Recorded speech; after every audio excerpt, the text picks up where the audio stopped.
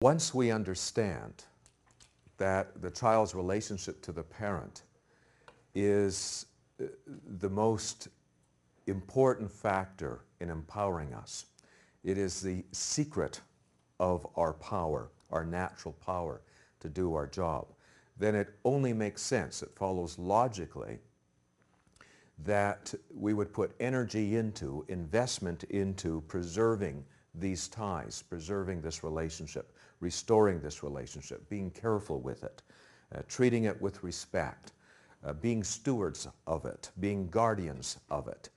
You can think of it in many ways, but basically the focus comes on preserving the basic context that is required for things to unfold, to raise children successfully, and to be able to have the natural power to do our job.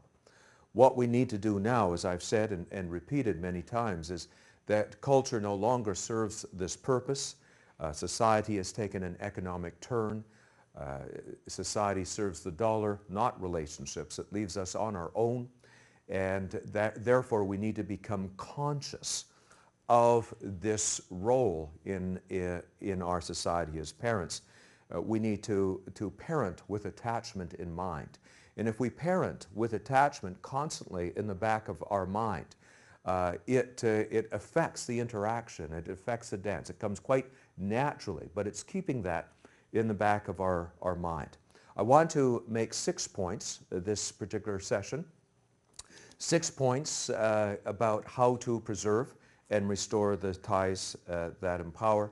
We'll work around that particular issue, and hopefully it makes sense to you. Much of it is already drawing the implications and conclusions of the foundational material that we've laid. The first point is to assume responsibility for fulfilling a child's attachment hunger. Remembering that it is the most important hunger, it is even more preeminent than the need for food. When children are attached properly, their needs for food are usually quite taken care of. That is, if they're attached to the people who are taking care of them. And so attachment is the most significant hunger of all. You've heard people say, oh, don't pay any attention to him, he's just going for attention. What else is there to go for, really? And why would we ever hold it against a child? That is, the attachment needs are absolutely preeminent. If a child is continually going for attention, it would suggest we have a very hungry child. And our attitude should be more to assume responsibility for that child's hunger rather than send them off some other place to get those needs met. First of all, in assuming responsibility for fulfilling a child's attachment hunger, it's important to take the position, whether you feel it or not. Assume that you are your child's best bet. Now, this calls for a very, how should I say, natural kind of arrogance. Arrogance of the best kind, you know. When you believe that you're somebody's answer. We should be filled with that as parents, with that sense of confidence that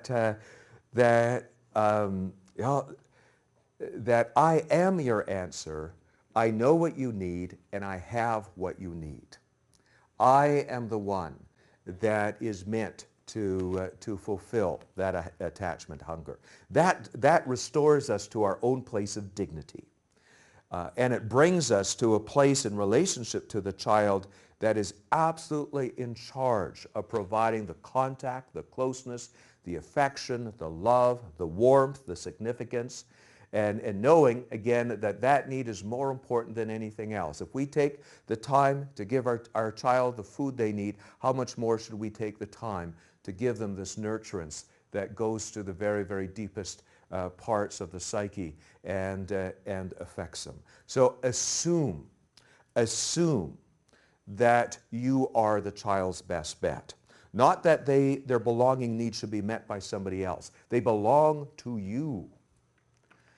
as your child is meant to belong to you, that's where they should have that met. But it means taking initiative. If they are well fed at our table, they're unlikely to be looking for greener pastures, going to somebody else's table to be fed. And so it's an attitudinal kind of thing here. It's a place of as I say, of great dignity. It's a place of confidence that we must stretch to find.